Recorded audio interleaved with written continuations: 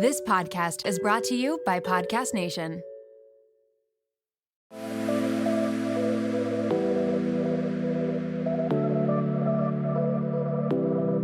Welcome to Nirvana Sisters Podcast, where we take the intimidation out of well-being and beauty to help you achieve your highest state, your nirvana. We are sisters-in-law and your hosts. I'm Amy Sherman. And I'm Katie Chandler. So let's get into some real conversation.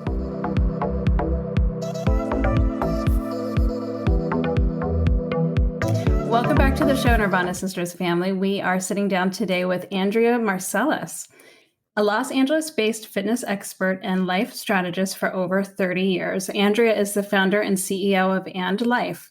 It's a life maximization brand with a mission to help busy people prioritize their physical and mental well-being with minimal effort and sacrifice. We all need that. Offering unique engaging. I hope so. She offers uniquely engaging solutions to both individual consumers and large-scale organizations. And Life is scaling Andrea's personalized, proven wellness methods via its proven Shape Up Body and Mind program, live and online events, the And Life Total Fitness Lifestyle app, and Connect Workday Wellbeing Video Library. Andrea is also the author of the top-rated book, The Way in 5 Winning Strategies to Lose Weight, Get Strong, and Lift Your Life. So we have so many questions for Andrea. Both of us came across Andrea on TikTok, and she has the most amazing content and gives such great tips and strategies in those little brief TikTok snippets. So we're so excited to have you here. Welcome to the show, Andrea. Thank you. It's an absolute pleasure to be here. Before we get started, let's go ahead and kick it with a Nirvana of the week. Amy, do you want to start?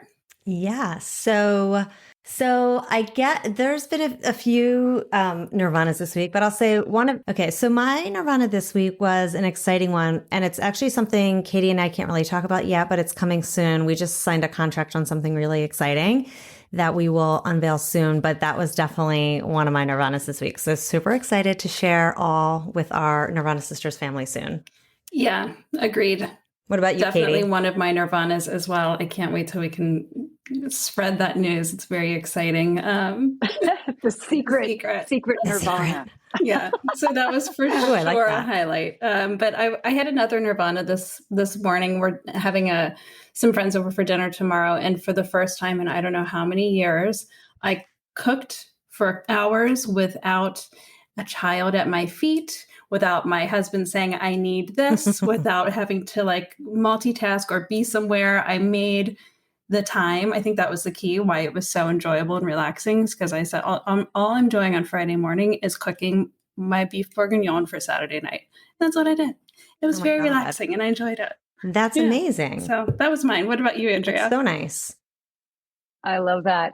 I have a couple. One, my son got 100 on this math test that he had taken twice and not Yay. well, even though we knew it. And it's like, when you're a parent and you're trying to help your kid, achieve something that's hard for them, it was pretty cool. So that was one. And the other is we are having friends over tonight to play dominoes. I love playing games. I love games. Fun. And I can't tell you when the last time we've had friends, without realizing it. It's just been a very busy time. And then, sometimes you just don't make plans. So we made some plans and I've been excited about it all week. Yeah, that's so fun. The games, like game night, that's great. I haven't done that in years and it really is such a great time. So yeah, that's exciting. It'll be a fun Friday night.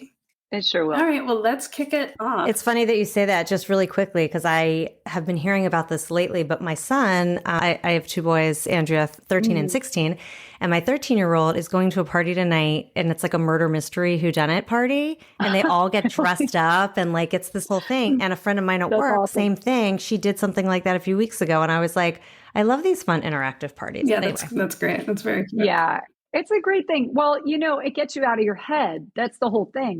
And we'll talk a lot about stress relief today, but that's part of it. Just even knowing, oh my gosh, all I need to focus on right now is Mexican train. Right. Right. Like, that's amazing. If you could fully focus, it's a good thing. That's really fun if you're like, that's right. Fun. All right. Well, let's get into it because we have a lot to ask you. And I think the first thing that Amy and I are trying to understand. So you're a fitness expert, but it's not just fitness as in exercise and working out and going to the gym. You encompass the whole thing, the mind, the body, the nutrition, the health, all of that. How did that start? And just tell us a little bit about that. Yeah, because fitness is actually more about your mind than your body. That is what I've come to understand. That's the spoiler alert moment of this whole thing. I started in exercise, and I would say that's truly my gift. People love working out with me, and that's what people would come for because I don't know. If you came and worked out with me today, I would come up with stuff I have never done before, watching you move, and we would just make up things, and I'd see what your body is good at. And I'd also see where there are areas of challenge. I can just see it, and I can make things up really fast and on the fly. And that's like my gift. So that's what I love. But what I came to understand starting out just as a trainer, essentially, and a class instructor was, wow, this is only a very small part of the equation. And really, it's our relationship with food. And, the interesting thing is I spent the first 16 years of, it's going to be 31-year career in July. First 16 years doing everything you and everybody else thinks they need to do to, be fit. And I was an actress. I wasn't even supposed to be doing this. I went to NYU for acting. I was supposed to be a star. So this was just an honest star. Yeah. I'm like, thanks so much. It's just so different than what I thought. But it's awesome, and it's interesting. I was trying so hard to be super fit and back. Now, this is 30 years ago. So that was like the Kate Moss era. You weren't even allowed to be like a normal human. And the harder and harder I tried to be lean, the more weight I gained. And part of it was stress. And part of it was a really bad training strategy, which was overtraining and a workout lifestyle, I call it, and not really developing a really good relationship with food. I mean, it was terrible. And at a certain point, I didn't even gain 25 pounds. It was like muscle. I didn't need a layer of flab that would never go, trying to maintain that workout lifestyle. A lot of people get into this rut. It was somewhere in my early 30s. It was about 33. I had a celebrity client coming in. And I remember staring at the wall and going, I was putting together the calories in, calories out equation and thinking what we're going to do with this guy. And I remember going, this doesn't work. Like, honest to goodness, this doesn't work. I'm to where I'm at, which is not even to my personal goal, white knuckling it. All my clients are white knuckling it. And it's just, there's gotta be a better way. And so what I did was start guinea pigging myself with a kinder, gentler approach to the entire thing and developing a really great friendship with food through that very much a less is more process. And then I started introducing it to my clients who would be game for going a different route. I mean, nobody was talking about this. Short workouts interspersed between the day, and eating all the foods, not eliminating anything unless you have a medical reason, and really working on bringing joy into your life. And the people that would do that, they shrunk pretty quickly too. And before I knew it, I was starting to write a book, and I was starting to codify it into a methodology. And then that's become what I do now. That's really amazing because I can see how it's all stress related. Like you were saying, you're overtraining and that's a stress on the body. You're overly focused on calories. That's a stress on you mentally and emotionally. You're like, people starve themselves. You're thinking about food and you have that mental stress. Right. Yeah. Right. So I get why it's stress. It's directly related to stress. What would you say? Cause I've seen some of your tips and also some of the little things that you talk about, like food soothing and things like that. Let's talk about that. Food soothing. Yeah. So, I mean, and this is the really interesting thing and why I talked to it. My program is called the Shape Up Body and Mind program. And it really, I would almost call it mind and body because it starts with your brain. So when we think about food soothing and I just want to say right from the get-go, the only reason I know anything about all of this is because I personally know it. I've done everything. I mean, I've done all this. How did I manage to get myself to stop? It wasn't from some, diet plan or meal plan or willpower. It certainly wasn't. It was behavioral changes. And you have to understand where are those behaviors coming from? So in terms of food soothing, you have your vagus nerve and it, runs from your brain. It connects, basically think of it this way, layman's terms. There's your jaw, your lungs, your gut. So when you have a gut feeling about something, that's for real. When your body, you're out of nowhere, you are kind of stressed out and you just go, you take a big deep breath. That's your vagus nerve showing up for you, trying to get you to drop a notch, trying to help your central nervous system, take you down a notch because you're too keyed up. And your jaw, think about this, when we were babies, what did we have? We had a pacifier. That nerve in your jaw, it will help to soothe you. So now as adults, what do? We sit in front of Netflix and we chew and chew and chew. So it's if these are our soothing mechanisms, how can we use them to our advantage? Or how can we, stay away from this mechanism of using our jaw to chew and use something else?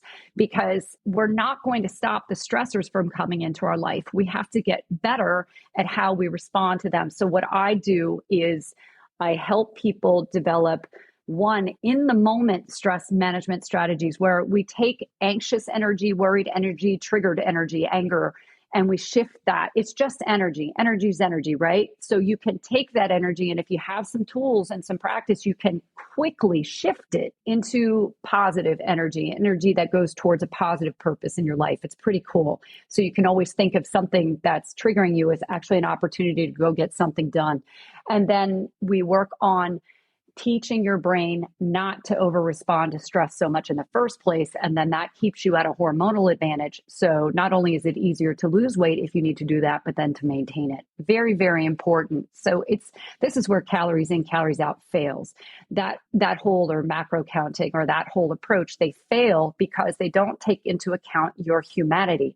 The fact is everything is running from your brain, and your brain is operating off of feelings. And, feelings aren't a math equation. You're not a math equation. And, those approaches do not take into account, even more basic things like hydration, sleep, if your in-laws are in town, if your dog is sick, if you just won a prize, if it's your wedding, and even if it's celebrations, you see what I mean? So you've got to take your whole humanity into account and how that's impacting on your brain, and then how the brain is responding hormonally to that. I love that whole philosophy. Can you give us an example of, you were saying, if you're stressed, strategies to, turn that around, give us examples of what that looks like? Oh, I'd love to. Here's one of my best that I give people quickly all the time, that anybody could do. So your brain, your attention in your brain, it operates like a flashlight, right? So you have different brain centers and you can only have certain things on or else the flashlight goes in the other direction. So think of it that way. When you're triggered, you have this amygdala in your brain. It is only triggered by one of two things: threat or scarcity. So in our modern times, scarcity is I'm not going to have enough time, energy, or funds. And threat is I'm going to look stupid or I'm unlovable. I'm whittling this down to just, I'm going to look bad, right? You get it. It's an ego thing. So when something like that happens, that amygdala starts pumping out adrenaline and cortisol. The cortisol, we all know that's going to create a problem with insulin that's been talked about a lot. Everybody listening to this gets the concept of why that's not awesome. But the adrenaline becomes the issue. The adrenaline, when you don't have a lion to run from or a burning building, and you have all this adrenaline, it makes you snappy. It makes you moody. It makes you make quick decisions that will soothe you in the short term immediately, but they often go against your long-term goals. So the key is to short circuit this amygdala. that when you're triggered and it's starting to send out what are designed to be protective hormones, this is designed to protect you, to help you survive, but you can teaching your brain, I got it. One of the simplest ways is to combine a balance move with breath and some sort of coordination. So I literally just have people stand on one foot and just lift your heel towards your tush and then put it back down. And then just lift it up and put it back down. And your hands are in front of your desk. Your abdominals are deep. Your shoulder blades are sliding down your back. You have the best posture you can. And you're just lifting your leg up and down. Lift the heel up and down. And then we add the breath into it. And you'll take it 2 counts up and 4 counts down. 2 counts up, 4 counts down. That's all we're doing. So what's happening here? We're activating the hippocampus, the cerebellum, and the prefrontal cortex. When those things are active and the flashlight is in that direction, guess what has no light on it whatsoever? The amygdala. The brain cannot multitask. So in that little moment, what it takes your brain to accomplish, just lifting your heel towards your tush and putting it back on the floor with a coordinated breath, means you can't be worrying. The body cannot be shooting out adrenaline and cortisol. It's busy doing something else.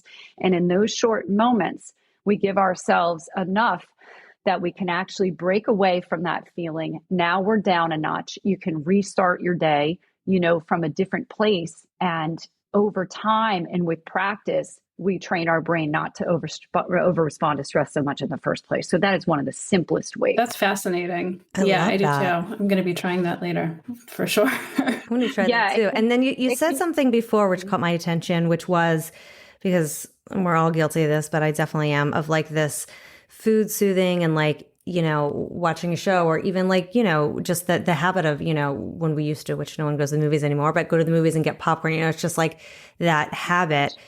What is a good strategy to get your mind off of like those cravings, or those like, oh, I need to have something sweet, or I need to eat while I'm watching TV, and you're not even hungry, but it just makes you feel better for some reason? Like, do you have any good tips there? I sure do. That's the whole method I teach, because you can't, get your mind not to do something. Things don't exist in the negative. They only exist in the positive. So what do? What you do is you teach yourself, and this is what I do with people individually. It's very individual, but what is the schedule of eating that is best for your body in energy appropriate portions? These portions are the key.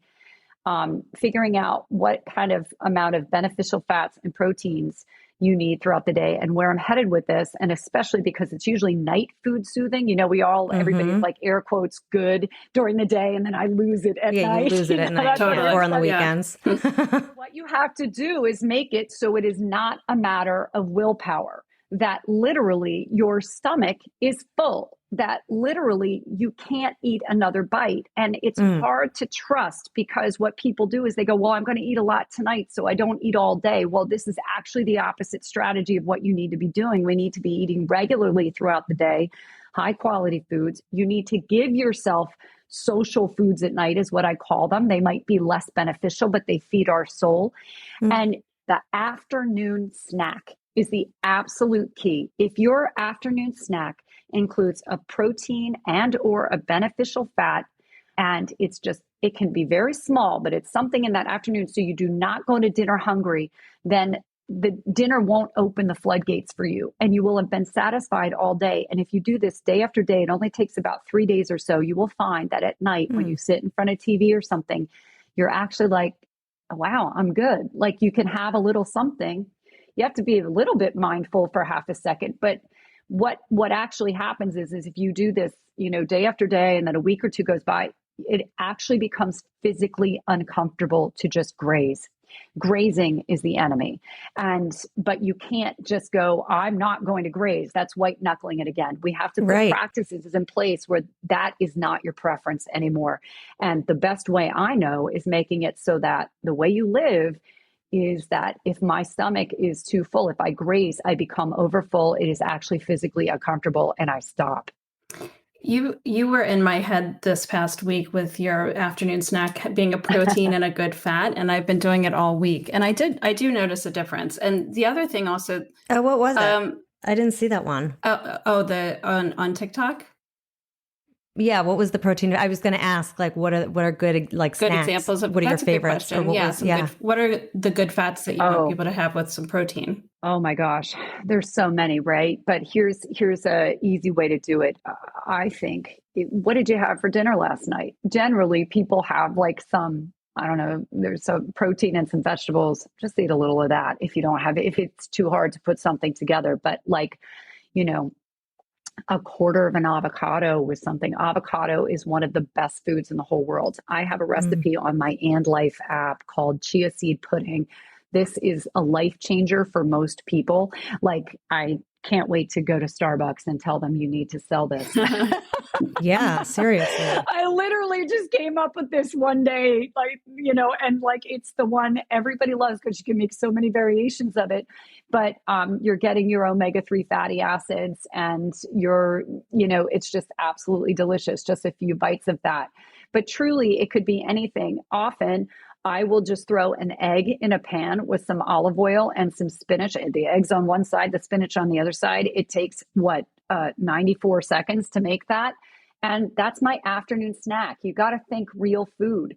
And if it's coming in a package, walk away. There is something fresh in your refrigerator that is going to take you no time. And again, if real food is the key, real food is the path, not only to, if you have to lose weight, and to be well and to feel lean and strong, but it's the path to longevity. We're getting nutrition. We're relying on these bars or protein powder or something. And I mean, I'm 50, so collagen powder might enter your life at a certain point when your protein needs go higher, but this is not what we want to rely on. You want to every opportunity you can to get something from nature in your body that's going to nutritionally level you up. That's what you want to do. Yeah. Yeah. That's a really good reminder, because I definitely fall in the camp. Sometimes I get in the phase of I need protein. I'll have a bar that has 20 grams of protein, or I'll make a shake with protein powder just because I feel like I need protein. But it's much better to eat real food. It's just, I think us, and I love your content too, because it's for busy women like all of us, and just having these small ideas of what you could make, like the egg and spinach or avocado and something else, just to have those ideas in your head almost makes it's just the thinking about what you're going to eat is worse than actually doing it. It's just sometimes you're wait, what should I have for my snack? 100%. So that's literally in my program, what I no-brainer for people is, okay, let's come up with the go-to foods list for you of things. And, and then on Munchie days, one of the best things to do is if you like coconut, get the unsweetened coconut flakes and put them in a small ramekin in the front. And I put some blueberries there and I put some of that. And now I'm not a grazer. I'm not a fan of grazing, but sometimes you open the fridge and you grab something, and we don't want to be doing this. But those things takes a long time to chew. You put them together. Wow. We just got a ton of antioxidants, anti-inflammatories, beneficial fats, and we're actually satisfied for a while. Walk away, it's just trying to strategize. So that's what you have to do for yourself. That's one that works for me. But the important thing is not what Andrea Marcellus eats. The important thing is for you to figure out, what do I like? And then you'll stick with it. This is a really interesting thing. If I can just make one big long run-on sentence paragraph here. We love it. There's a great study in my book, The Way In, about how your brain has to like your food. Another reason diets do not work. There's this great study called the milkshake study. And this woman at, I think it was Johns Hopkins, she tested these folks. They came in and basically they tested the ghrelin in their stomach. Ghrelin is the hormone in your stomach that tells you, I'm hungry, go find food. And when you start to eat, then leptin comes out in your brain. And leptin is the hormone, your portion controlling hormone. That's the one that's hey, yeah, that's enough. Okay, walk away.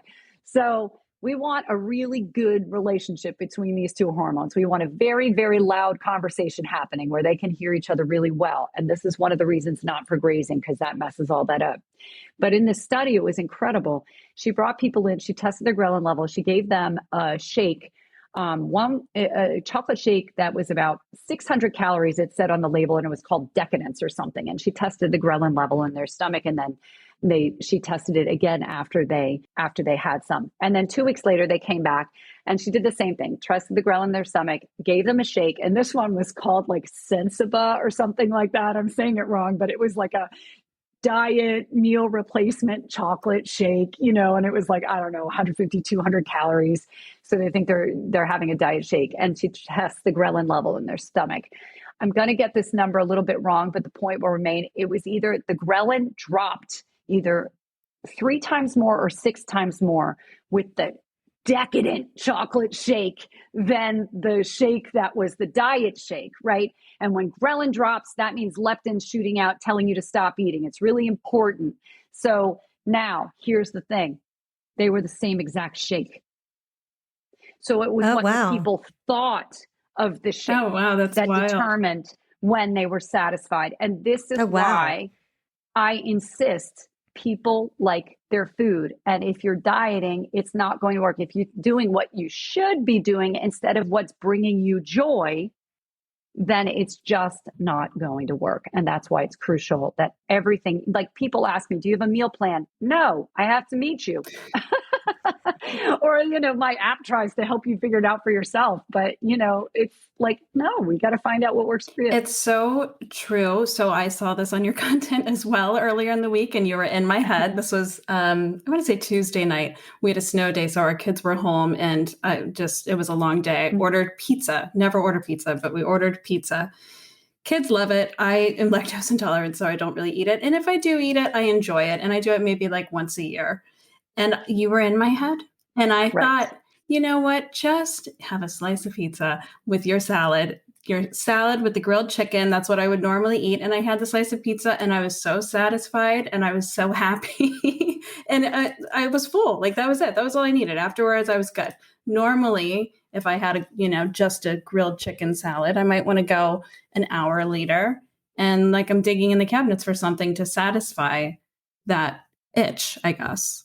That's exactly what happens. And we all experience that. You're talking about something we've all experienced. And so, when I was coming up with this methodology, I was like, I'm just going to give it. What would happen if I just had what I wanted? Right. It sounds so like, that's the holy grail to be able to do that. And I think, I definitely have problems with grazing. I'm more of a grazer than like a meal eater. So like I've been trying not to do that, but it's really difficult. Yeah. And that's the thing. Not that I'm against therapy or people thinking about their stuff, but I find best practices that walk us into better behaviors and that just solve the problem are kind of better way to go than wasting too much time delving into your why. How about just fix it? And I think a lot of us get bogged down in the intellectual, trying to understand ourselves. And I know personally for me, just diving into solutions. And actually, when you talk about stress management, you talk about chronic stress and you talk about things like that. And I've tried all sorts of solutions in my life, but I find things that combine breath and movement, and this is actually studied to be far more effective than, say, talk therapy at helping you overcome these moments. And I'm interested in people, I'm interested in less cortisol. I'm interested in hormonal balance for what people come to me for. But you can kind of apply this to anything where, you're having, in my program, I even go into dispute resolution with your partner, your roommates, like things like that. Like you have to strategize this stuff. And it's like, well, how do you get to the solution faster? How do we get to faster solutions? And just being solution oriented in general. And mostly, all of this is about embracing who we are rather than like always keeping this carrot stick out there of who we want to be. Like, how does your life actually operate? Let's talk about food and exercise in terms of how your life actually operates. And I bet we'll get a better solution, not be wishing that you were like somebody else, and I think that's really important to always come back to, who are you? And maybe stop overthinking it. Maybe just try the solution on first. Yeah. And then go back and then go back and look at your stuff. I'm not saying don't look at your stuff, but I'm saying why not look at your stuff from a place where you feel better and more confident to begin with. I love that. Thanks for listening to Nirvana Sisters. For more information on this episode, check out the show notes, please subscribe, and leave us a review. Also, find us on Instagram at Nirvana Sisters. If you loved what you just listened to or know someone that would, please share it and tag us. Tune in next week for a fresh new episode of Nirvana Sisters. We'll continue to watch out for all things wellness so you don't have to. Bye.